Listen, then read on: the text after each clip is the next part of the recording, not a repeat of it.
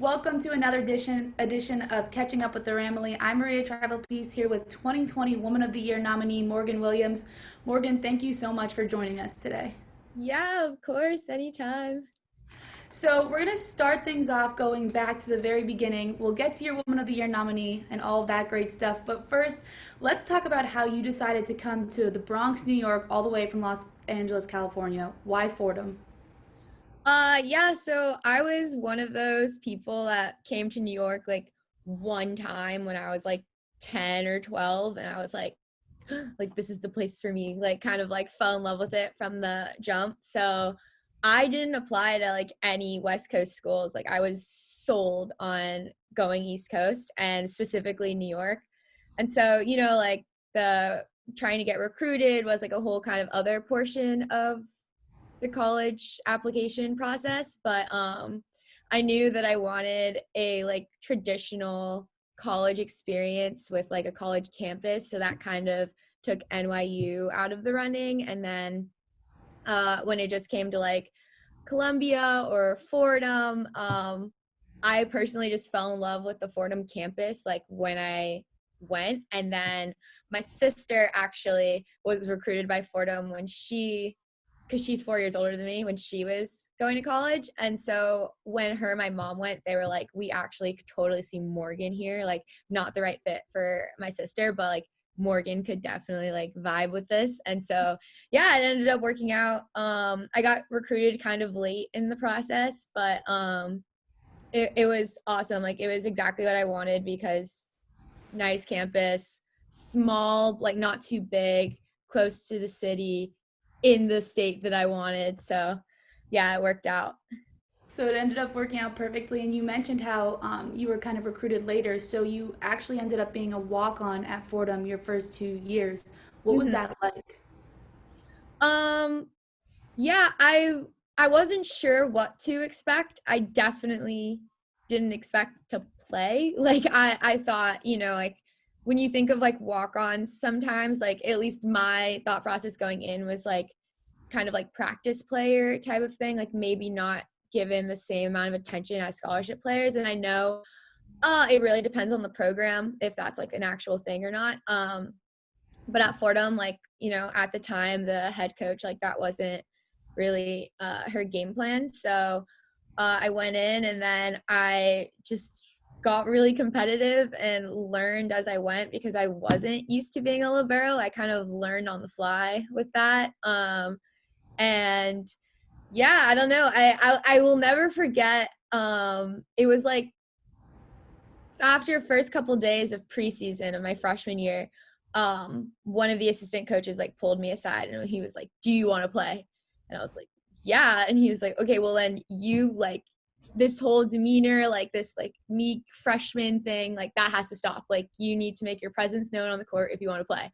So like, okay. So like after that is kind of when like the loud, energetic, yelly, like rah rah part came out. And I think like that making that presence on the court was part of like what got me the starting spot. So yeah, I'm really grateful for that one conversation. So that one conversation changed it all. Did you like go back to your dorm and were like, I have to completely change my mindset, or was just an ongoing process? It was not a complete mindset change because I've always been energetic on the court. It was just kind of a matter of, and I talked about this in the Woman of the Year thing, is it was kind of a matter of like belonging. Like I wasn't a libero coming in, like I wasn't comfortable in that spot. So therefore bringing a lot of attention to myself as a libero, it felt out of place. Mhm. So it was more of like a confidence boost of like, it's okay to make yourself known type of thing. Like it wasn't a complete personality change, but yeah, it was a mindset change, for sure. Awesome. And then 2 years later, you earned a scholarship. What was that feeling like when, you finally signed that dotted line? It was amazing. It was really crazy because coming in, I knew there were like two classmen ahead of me. One of them was on scholarship. She would be graduating, and then her scholarship would, be up for the next round of recruitment or whatever. And so I made it known initially that like to that head coach at the time that I was going for a scholarship. And, you know, she gave me a list of things like, obviously you need to be contributing to the team, both on the court, off the court, like how are you helping the program, like all this stuff. I'm like, okay, so it's kind of like a checklist, like this is what I need to do if I'm gonna make this happen. So after my freshman year, we rechecked in, and then I was like, okay, like I started all year, I did XYZ, my grades were good, and she was just like, yeah, do it again, and then we'll talk at the end of next season. And like, you know, and so I'm like, okay. So again, you know, kind of the same process. And then we had a conversation literally 2 days before she left the program. And it was her saying that, like, I've started the paperwork to start your scholarship. And then 2 days later, we had a meeting and she was leaving. And I was like, God. what does this mean? And so it was a little scary for a second because, you know, I'd been working so hard for this. I had, my younger brother was going into college. So like, you know, my parents paying 2 full tuitions was not lost on me. And so it was really scary time, but then fortunately my assistant coach became our new head coach, and he knew me, like, and he called me like right after it was announced that he was head coach. And he was just like, I just want you to know I'm honoring, you know, the last head coach's request for you to be on scholarship. I totally think you deserve it. And I was just like, thank God, like we're good. Thank you. So yeah, it was definitely felt like a weight had been lifted for sure. That's awesome. And you also mentioned too about how, you know, getting comfortable in that libero position. You ended up becoming the program's leader in digs, and then were libero of the year this past year. Is that something you could have ever imagined, like when you first came to Fordham as a freshman? No, like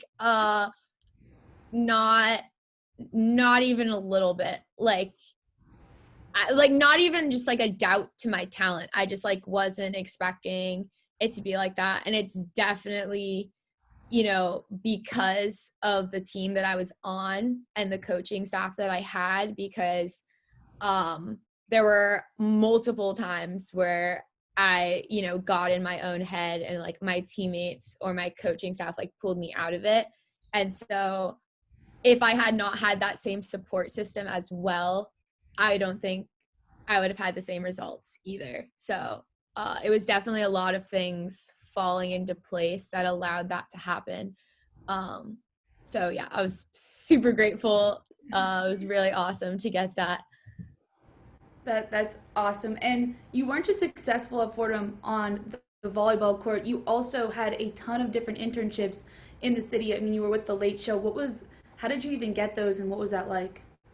Yeah, so I've kind of realized TV film was what I wanted to do my senior year of high school. Like I was like, okay, this seems like the industry I want to go into. So my goal in college was I'm going to try and like get as many opportunities as I can to make sure so by the time I graduate, I'm like ready to like jump in.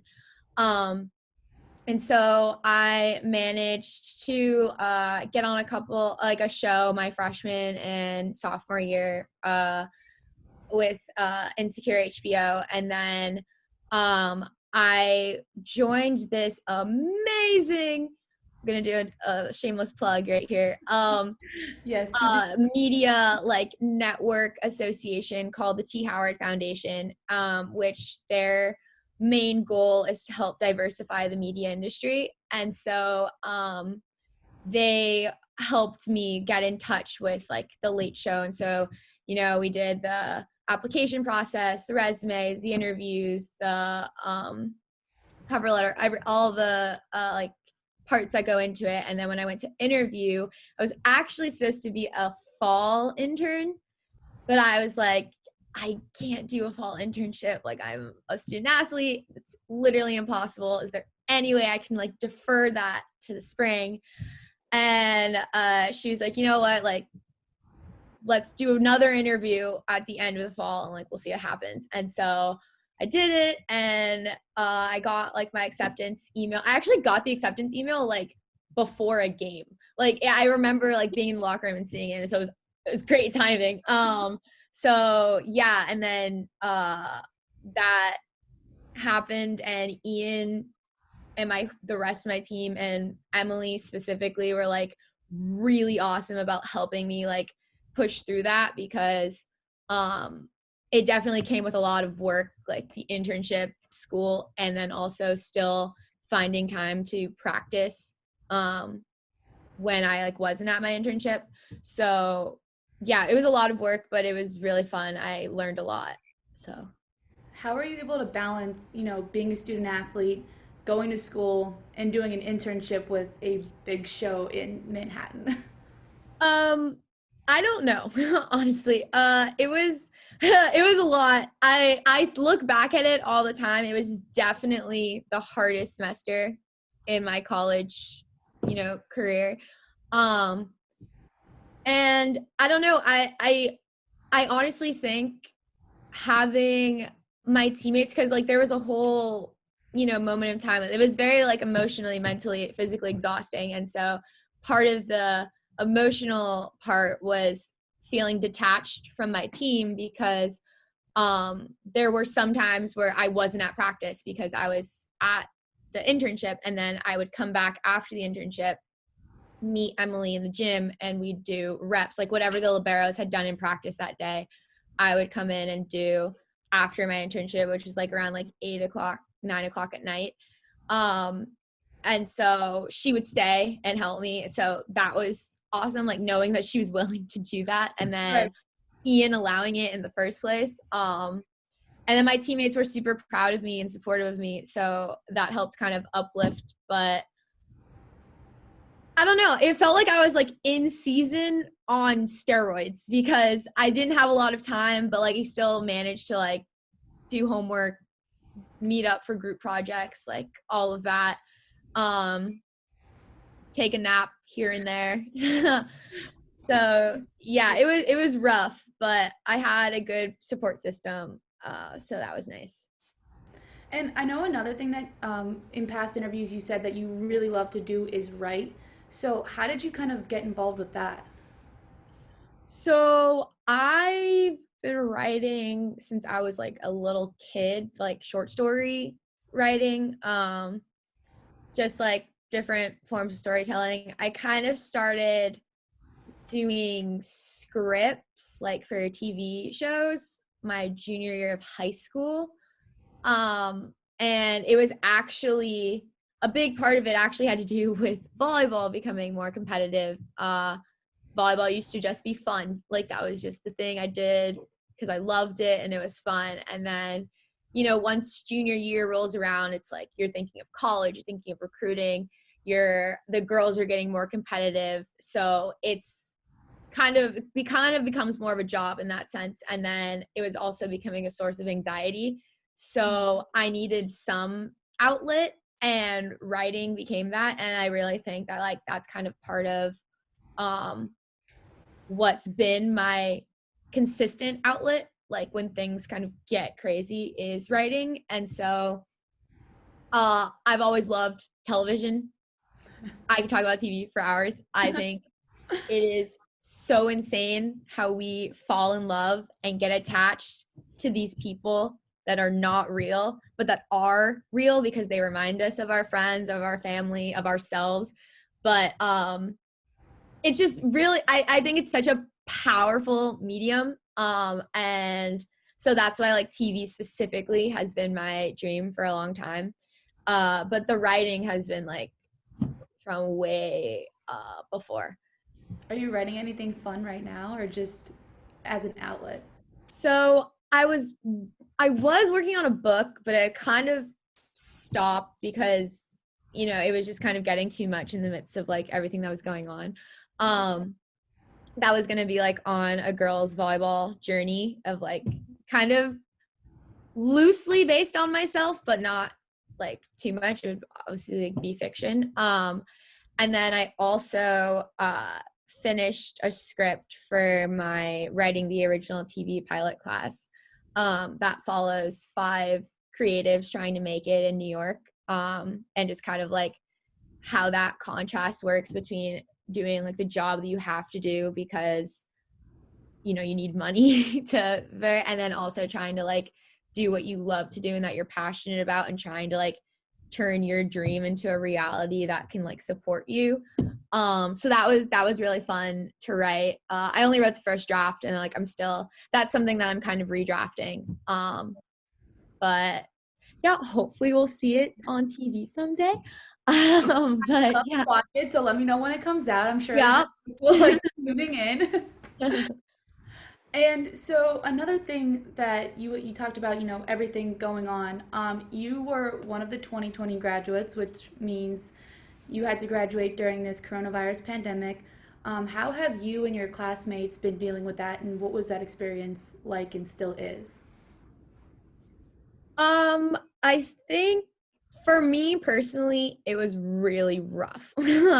I'm a super sentimental person. Mhm. So not having senior week, not having graduation, not being able to be around my friends on like, you know, this last hurrah before adulthood kicks in type of, that whole situation like really got to me, because I was just like so sad that we wouldn't have like these moments to like uh create memories or whatever. And so that was really rough. Also, just not being able to say goodbye to anyone because we didn't know we weren't coming back. It was kind of like, oh, we'll come back March 30th. And then it got, you know, crazy after that. And so a lot of my friends are on the East Coast. So Zoom calls were helpful. Little cocktail hours over Zoom. But yeah, I think for a lot of us, it was just kind of sucky in that sense. But yeah, now it's kind of like the reality has set in. It's like, okay, you know, it is what it is. Like, I'm not the only person going through this. Like, every college like 2020 graduate is going through this. So like it's not really a woe is me type of thing. So um I wouldn't say I'm over it, but it's kind of just something like I've accepted now. And now it's just kind of trying to figure out like what the next steps are, um since I'm post grad. So Right. yeah.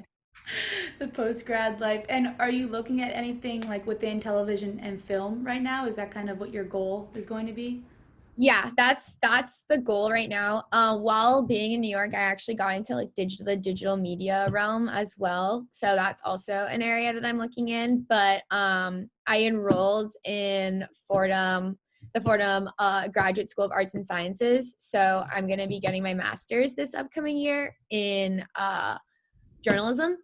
So that'll be really cool. It's the public media master's program with like a concentration in journalism, and so that'll be really cool. And then because like it's still storytelling, and then a lot of times, you know, you'll see articles that were in magazines or newspapers become TV shows. So I definitely think that there's a connection, and also I'm hoping it'll help with like research in terms of creating these stories and making sure that they're accurate.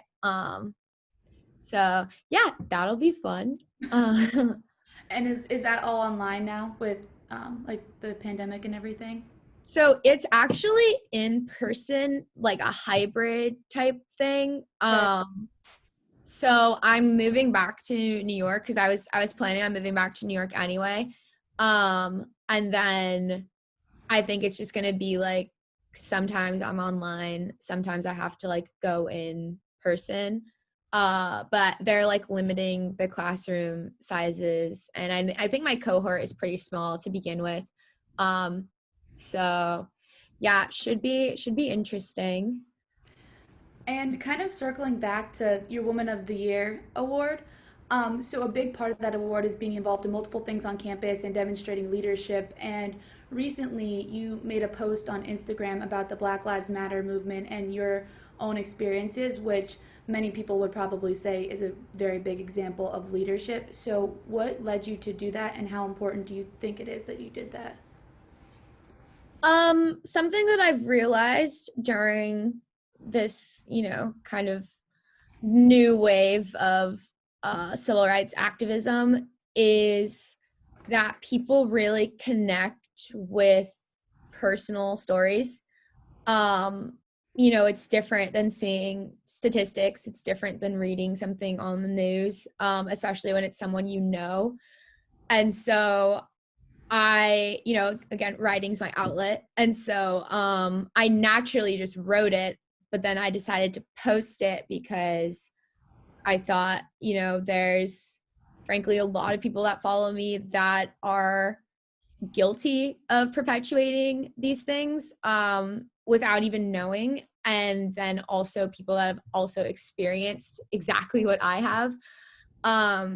And yeah, I think I also really wanted to highlight how all of this happened when I was young. And so that kind of feeds into like when this all starts, and how we continue to perpetuate it and continue to like let these racist ideas control things. And so yeah, I got a lot of really great responses from complete strangers too that could relate to what I was saying and experiencing. So that kind of made me feel like it was the right move, because again, the whole reason I write is that I want people to connect with it. And so that was successful in that. So yeah. And if you haven't seen Morgan's post, I recommend checking it out. And Morgan, do you have anything else that you would like to add about your experience at Fordham, from volleyball, school, social life, anything, before we wrap things up today? Yeah, like my experience at Fordham as a student athlete was kind of like unconventional in the way of like coming on as walk on and then ending with a scholarship and like as one of the most decorated liberos in the program, which is really cool. Uh, and so I guess like my shout out is to all the walk-ons out there who, Yes. you are so important, and don't think that you can't become a scholarship kid, because you can. It's been done. I've done it. So yeah. And then also I'm excited to see how Fordham athletics continues to evolve, especially because of the current societal uh, situation. I have high hopes for them. So yeah. Awesome. Well, thank you so much. And again, thank you for everyone watching another edition of Catching Up with the RAMily. This is Morgan Williams, A10 Libero of the Year, walk on to scholarship athlete, a nominee for Woman of the Year, and she also leads Fordham's volleyball program for the most digs in career history. Thank you again so much for joining us. No problem. Thank you.